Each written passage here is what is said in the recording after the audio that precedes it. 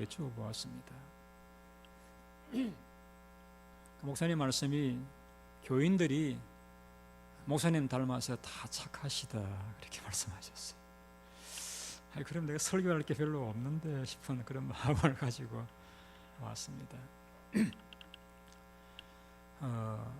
참 존경하는 우리 김 목사님 사역하시는 교회에서 여러분과 또 말씀을 가지고 나눌 수 있는 기회를 갖게 되어서 하나님 앞에 감사를 드립니다. 제가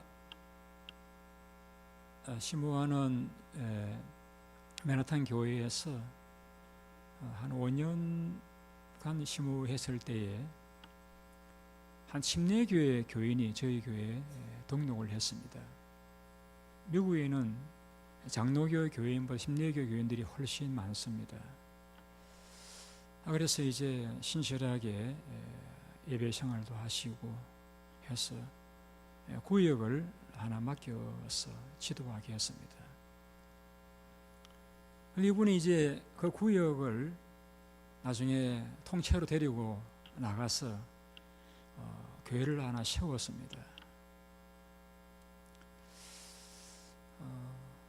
물론 이제 제가 부족하기 때문에 그렇게 했기도 했겠습니다만은 그분은 침례교회를 하나 세워야 된다 그런 이제 말을 하면서 교인들을 데리고 나갔습니다. 그때 한 교인이 한 50여 명 모이던 그런 교회였는데 그러한 교회 15명이면은 상당한 이제 영향이 있었습니다.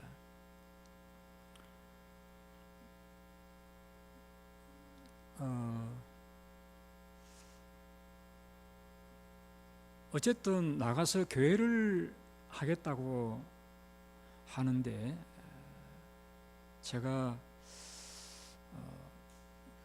술집을 세우는 것도 아닌데 축하를 해주자 하는 그런 마음으로 이제 설림 예배 드리는 날 화분을 하나 사들고 찾아가서 함께 예배를 드렸습니다.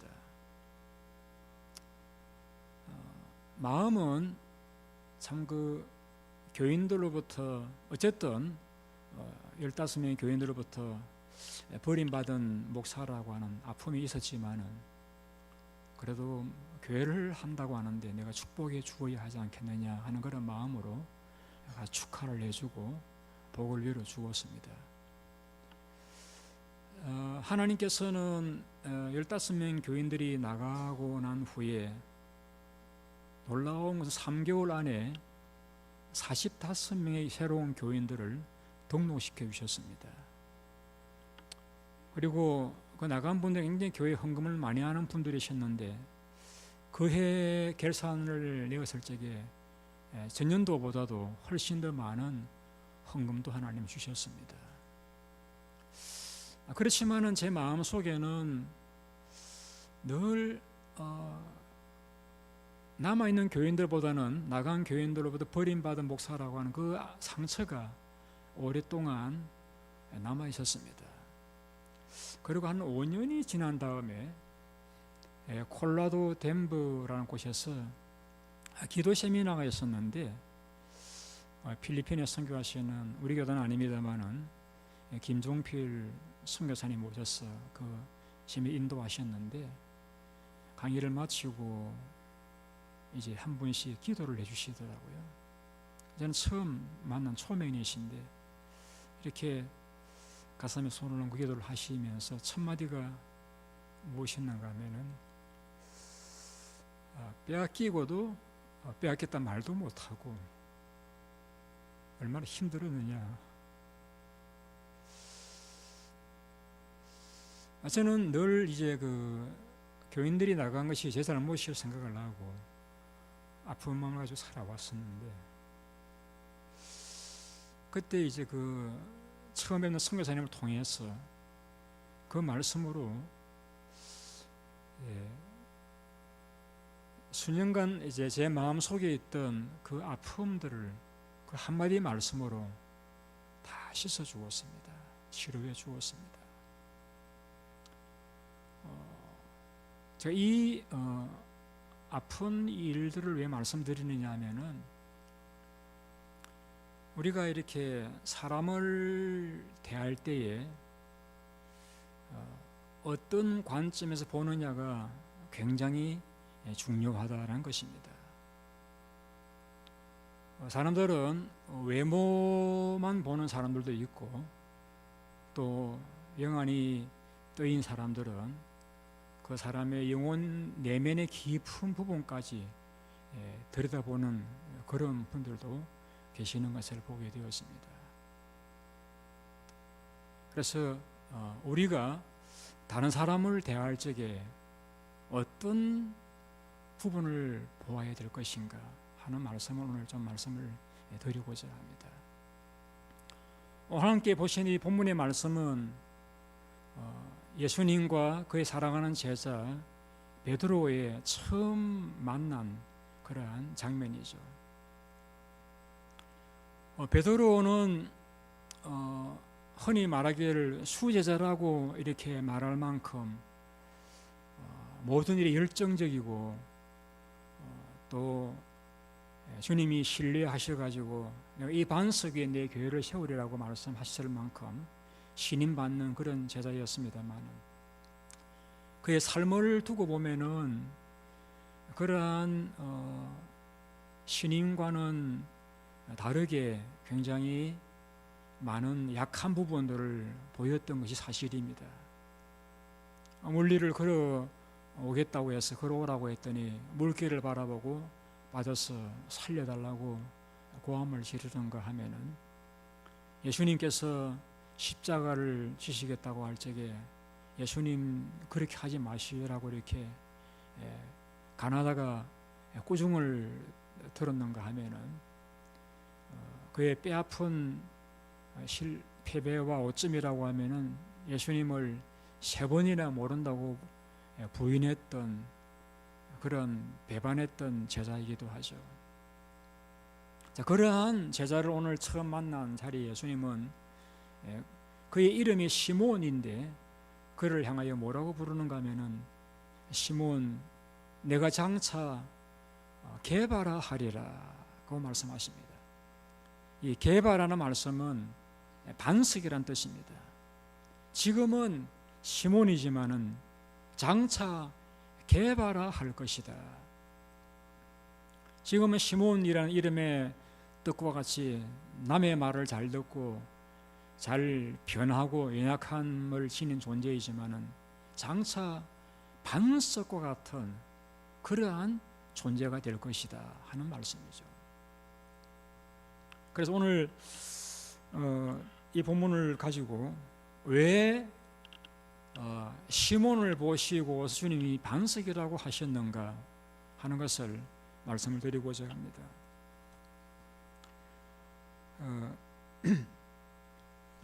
이름이 참 중요하죠.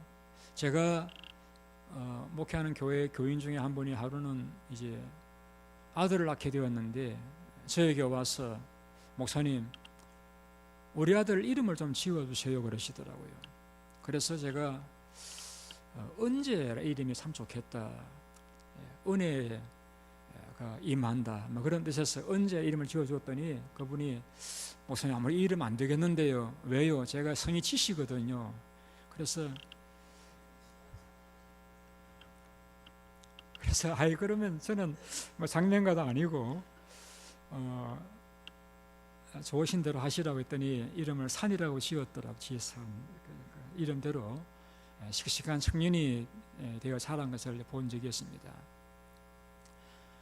예수님이 베드로를 만나시면서 첫 음성이 내가 장차 게바라 하리라, 반석이라 하리라.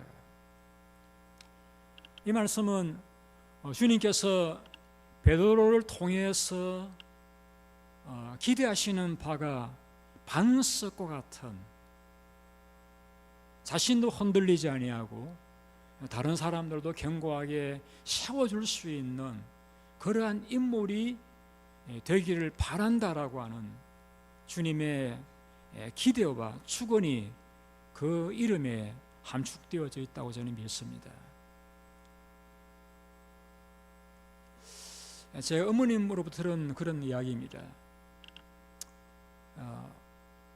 제 어머님이 시골에 계실 때에 한 번은 이제 지나가는 나그네가 들려서 음식으로 잘 대접을 했더니 그 나그네가 제 어머님 보고 이런 말씀 하셨답니다. 당신의 둘째 아들은 머리에 하늘을 쓰고 세계를 다닐 것이다. 그런 말을 하고 떠나가셨답니다. 그런데 저희 형제 3명이 있는데 서울과 수원에 살고 있습니다. 누님 2분이 부산에 살고 있습니다. 근데 저 혼자만 홍콩으로 갔다가 또 미국에서 목회를 하고 있습니다. 그리고 제가 또 목회자로서 하나님을 섬기고 있습니다. 근데 저는 그분이 누구인지도 모르고 어떤 분인지는 알지를 못하지만은 어릴 때 어머님으로 들었던 그 이야기를 생각하면서 하나님께서 나를 통해서 이루시고자 하는 뜻이 계신가 보다 하는 그러한 생각을 예수를 믿고 난 뒤에 어렴풋이 가지게 되었습니다. 여러분, 하나님께서 이 땅에 사람을 창조하실 때에 목적 없이 그저 지은 존재는 한 분도 없습니다. 더구나 저와 여러분들은 예수 그리스도께서 구원하시기 위해서 내 속에 피를 흘려주신 존귀한 분들입니다. 그래서 우리 모두는 우리의 삶을 살아가면서 하나님께서 나를 통해서 이루시고자 하시는 뜻이 계신다라고 하는 사실을 확신하셔야 됩니다. 그래서 자신을 바라볼 적에도 성경은 우리를 두고 말씀하기를 내가 너를 존귀하게 여기노라, 보배와 같이 존귀하게 여긴다는 말씀과 같이 자신을 늘 존귀하게 여기는, 바라보는 그런 안목을 가지고 자신을 바라보셔야 됩니다. 뿐만 아니라 우리가 다른 사람들을 바라볼 적에도 나타난 외모를 바라보고서 나름대로 평가를 할 것이 아니라 하나님께서 다른 사람을 창조하셨던 그 하나님의 안목을 가지고 바라보면서 축복하고 또 기대하고 또 기도해 드리는 그런 안목을 가지고 살아가신다라고 하면은 여러분들은 많은 사람들로부터도 환영을 받을 것이고 여러분의 그 바램대로 많은 사람들이 아름답게 또 가치 있는 그런 삶을 살아갈 수 있으리라고 여겨지는 것입니다. 저희 교회 간단한 소개를 드린다라고 하면은 절반 교인들은 거기에 거주하고 있는 주민들이고 절반 교인들은 유학생들과 군 부대에 근무하러 온 군인들입니다. 물론 미국 분들도 계시고 한국 부인들도 계시고 젊은 청년들도 있습니다. 제가 처음 그 교회를 갔을 적에 교인들이 저에게 불만이 뭐냐면은, 목사님, 우리는 왜 맨날 방문객들을 대접하고 도와주고 섬겨야만 합니까? 왜냐하면 새로 오면은 아파트를 알아봐 드려야 되고 전화교통하는 일을, 학교 아이들 등록하는 일들을 도와주어야 됩니다. 그 일이 한두 사람에 그치지 않고 계속해서 보험가로 오는 교인들이기 때문에 그분들의 섬김일이 그렇게 쉬운 일들은 아닙니다. 근데 그분들은 3년 내지 5년이 지나면은 또 졸업하고 다른 곳으로 떠나가는 사람들이다 보니까 일부 교인들의 마음속에 별 교회 유익이 안 되는 그런 분들을 우리가 언제까지 섬겨야 되느냐, 그런 말씀들을 하십니다. 그래서 제가 그분들에게 어떻게 말씀드렸는가 하면은, 하나님께서 우리 교회가 이곳에 있는 것은, 또 여러분들을 이곳에 살게 하신 것은, 이곳을 오는 방문객들과 같은 그 교인들이 이곳에서 고향집과 같은 편안한 마음으로 하나님을 잘 섬기다가 혹은 잘 훈련을 받아서 믿음이 장성한 다음에 그분들을 또 하나님 보내시는 곳으로 파송하는 것이 우리 교회의 사명입니다. 성경은 주는 자가 복이 있다고 했는데 우리는 주는 자가 되어져야 됩니다. 여러분들은 남편 따라 혹은 이곳에 와서 하나님 섭리감 정착을 했다고 하지만은 그것은 표면적인 부분이고 하나님께서 여러분들을 이곳에 보내신 것은 여러분들이 처음 왔을 적에 어떤 그 외롭고 힘든 부분들을 여러분이 새로 오신 분들에게서 잘 이해하고 그분들을 도와드리라고 하나님 먼저 보내신 것입니다. 여러분들이 이곳에 살면서 정착자로서 모든 것이 안정되고 해서 여러분의 삶만 기쁨을 추구한다라고 하면은 하나님 뜻을 저버리는 것입니다. 여러분들은 오시는 분들을 잘 대접하는, 손님들을 잘 대접하는 분들이 되셔야 됩니다. 그리고 근면을 했는데 우리 교인들 여러분들처럼 참 사람들의 마음이 다 착하셔요. 그래서 그분들을 잘 대접합니다. 많은 분들이 저희 교회를 거쳐갔는데 올 적에는 그냥 반가움에 오긴 했습니다만 떠나갈 때는 다 인사할 때마다 눈물을 걸으면서 떠나가는 모습들을 제가 늘 기억합니다. 그런데 우리가 사람을 대했을 적에 쉽게 사람들은 이 사람이 내게 유익을 줄 자인가 손해 줄 자인가 그런 부분들을 생각하기가 쉽습니다. 그러나 그리스도인들은 그런 안목을 가지고 살아가서는 안 됩니다. 우리는 사람을 만났을 적에 이 사람에게 약점이 무엇인가, 아픔이 무엇인가, 어떤 부분이 필요한 부분인가, 어떤 점들을 내가 도와드려야 될 것인가, 이러한 마음을 가지고 유심히 살펴보고 대화를 나누기도 하고 또 할 수 있는 기도도 해드리고 또 도움도 드리는 그러한 삶을 살아가는 것이 우리 그리스도인의 당연한 자세라고 여겨지는 것입니다. 처음 제가 거기에 부임했을 때 교인이 23명이었습니다. 그리고 80년 된 걸어다니면은 삐그덕거리는 그런 교회였습니다. 시끄러운 지하실에 부엌이 있었는데 점심을 준비하면은 본당에서 앉아있는 교인들이 그날 메뉴가 콩나물국인지 아니면 된장국인지 알 수 있을 만큼 냄새 올라오는 그런 예배당이었습니다. 제 전임 목사님이 저에게 부탁하고 가신 말씀이 무엇이 있는가 하면은 박 목사 일을 벌리지 마라. 이제 여기 대학은 토플 점수도 카탈라에 높아졌고 여기가 외진 지역이기 때문에 한인들이 오는 지역이 아니기 때문에 일을 벌리지 말라. 그것이 교회를 부탁하고 가시면 전임 목사님에게 남겨준 말씀이었습니다. 그런데 저는 일을 많이 벌렸습니다. 예배당을 옮겨 새로 짓고 또 교육관을 짓고 체육관을 짓고 20년 동안 3번 교회를 옮기면서 건축하고 지었습니다. 그것은 제 마음 속에 하나님께서 소원을 주셨기 때문입니다. 제 마음 속에 어떻게 하나님을 섬기는 예배당이 이렇게 노후되고 이렇게 냄새 안 나고 시끄러워서 하나님께 예배드리는 예배당이라 이야기할 수 있는가? 그래서 하나님께서 제게 주신 재산의 10분의 1을 교회 헌금을 하면서 우리 교인들을 보고 예배당을 건축합시다라고 했더니 목사님, 우리 무슨 돈이 있습니까?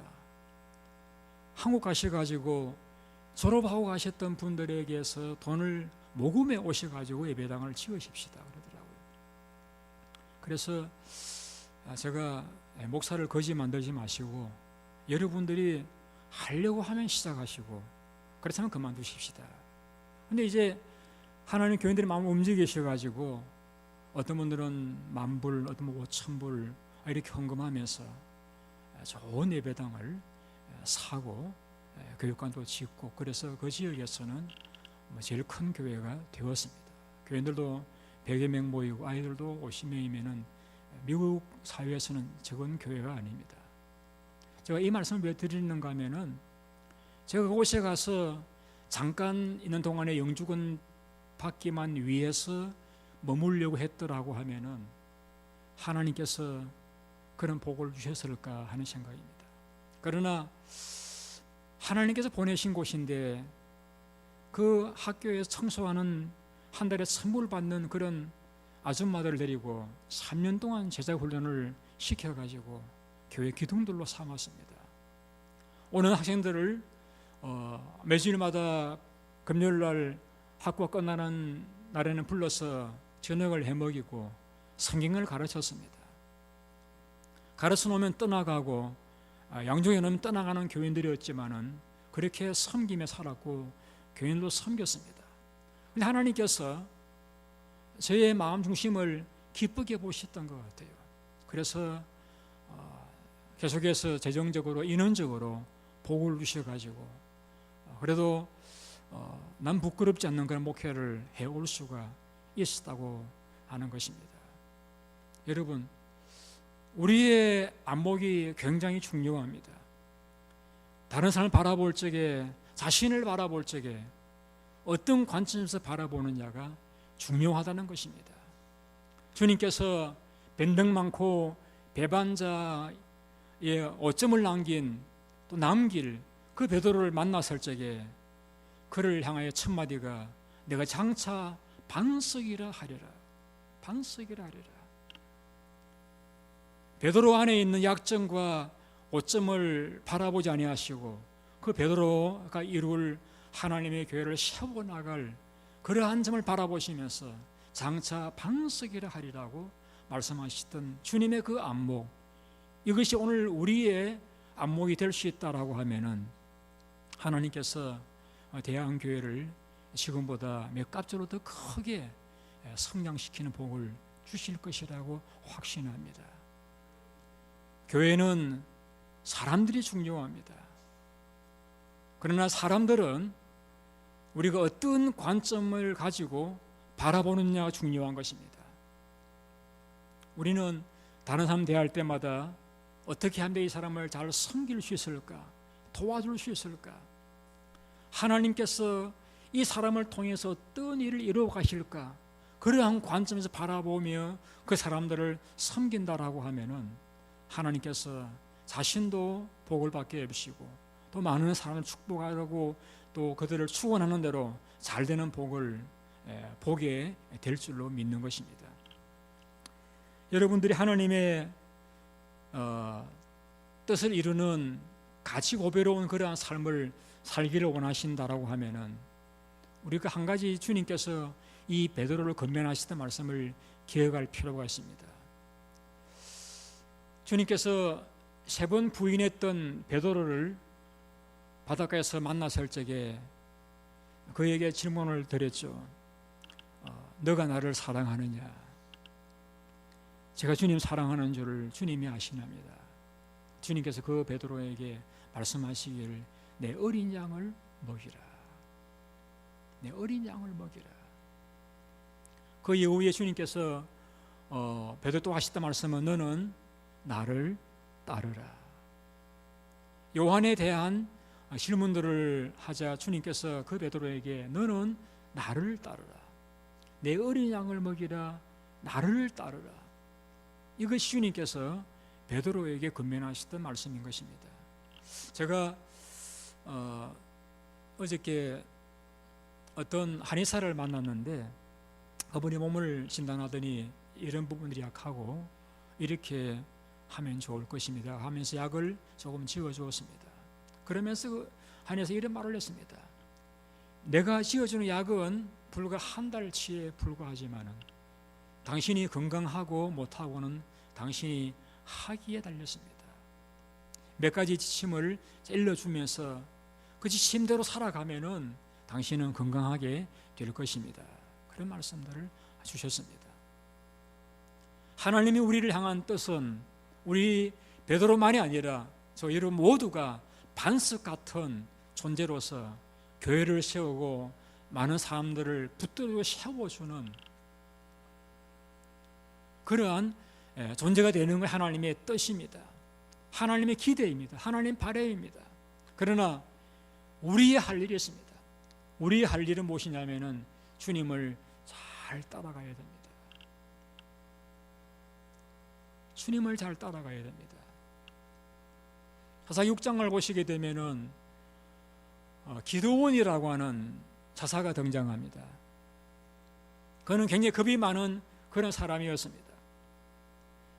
그래서 미디안 군대가 무서워서 포도주 틀에서 밀 타작을 할 만큼 겁이 많은 그런 사람이었습니다.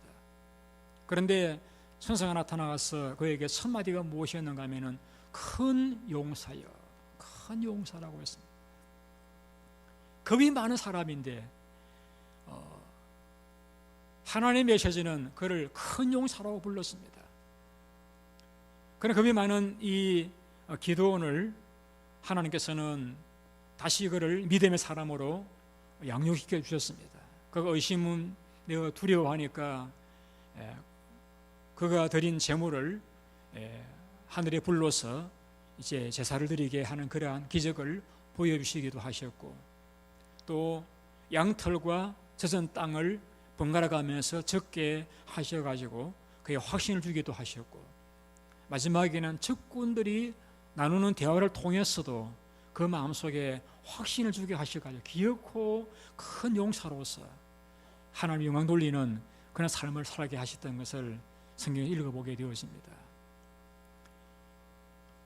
만일에 사사 기드온이 하나님의 그 음성을 들었을 적에 나 같은 존재가 무슨 큰 용사가 될 수 있겠느냐고 말하면서 주님을 그가 외면하고 음성을 거역했더라고 하면은 그는 하나님의 큰 역사의 주인공이 될 수가 없었겠습니다만은, 그는 하나님에 대해서 궁금나는 부분은 여쭈어보기도 하고 의심되는 부분은 또 확신을 구하기 위해서 주님을 떠나지 아니하였고 주의 음성을 따랐던 결과 하나님의 놀라운 역사를 이루는 위대한 사사가 될 수가 있었습니다. 우리의 삶에서 하나님 기대는 저와 여러분들이 다 잘 되는 것입니다. 이 땅 위에서 장성하고 번성하는 것입니다. 남에게 복을 나누어 주는 자가 되는 것입니다. 예수 그리스도의 신부로서 정결하고 흠이 없는 존재가 되기를 바라는 것입니다. 하나님의 성전으로서 정결한 그러한 삶을 살아가기를 원하시는 것입니다. 하나님 사랑받는 자녀로서 행복하게 살아가기를 원하시는 것입니다. 하나님 우리 모두를 향한 뜻입니다. 그러나 그 뜻은 우리가 하나님을 순종하고 가까이 함으로써 이루어질 수가 있는 것입니다.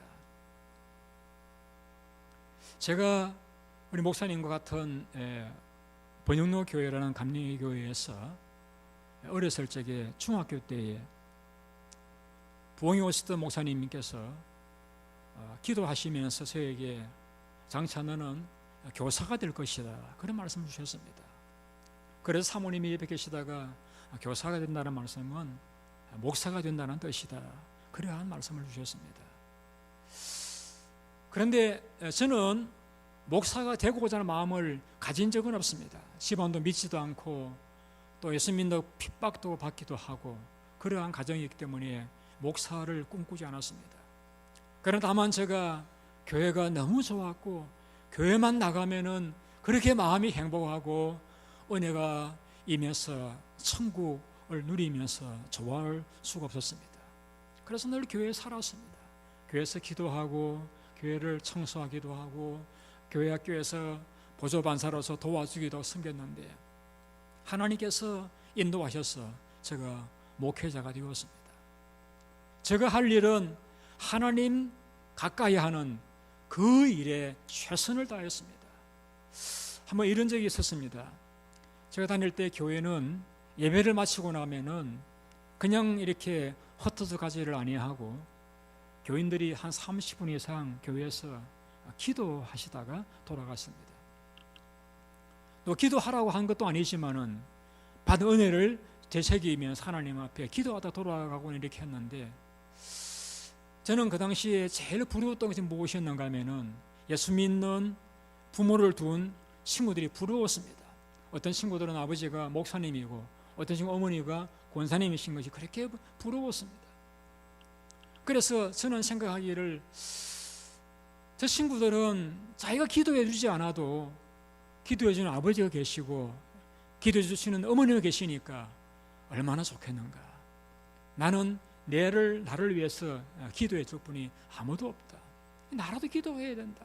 그래서 저는 예배를 마치면은 기도를 이렇게 하다가 교인들이 다 돌아가시고 나면은 제가 30분 더 기도하고 돌아갔습니다. 왜냐하면은 아무도 나를 위해 기도해 줄 사람이 없으니까 나라도 더 기도해야 된다. 그런 마음으로 기도를 힘썼습니다. 그리고 목사님을 따라서 금명산에 올라가서 상기도를 하기도, 이렇게 제가 한 노력은 하나님 가까이 하려고, 어떻게 하든지 하나님 가까이 하려고, 주님 잘 따라가려고, 주님 잘 믿어보려고, 예수 잘 믿어보려고 그 노력 한 것밖에 없는데, 하나님께서는 목회자의 길을 걸어갈 수 있는 은혜를 주셨고 이날까지도 보람 가운데서 목회할 수 있는 열매들을 주셨습니다.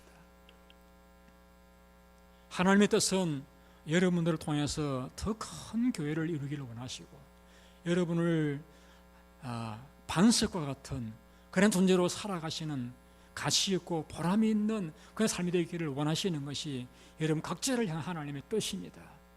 그러나 우리가 할 일은 주님을 잘 따라가는 것입니다. 내가 그 꿈을 이루기에는 우리는 너무나 약하고 능력은 제한적입니다만은, 우리가 주님을 가까이 하고 잘 섬기기만 하면은 하나님께서 여러분 각자, 저와 여러분 각자를 통해서 이루고자 하시는 그 일을 이루고 가시는 것을 여러분의 생애에서도 체험하게 되실 줄로 믿습니다. 이 아침에 제가 기대보다 더 많은 분들이 이렇게 일부 예배 나오셨네요. 이 말 여러분들에게 복이 되시기를 바랍니다.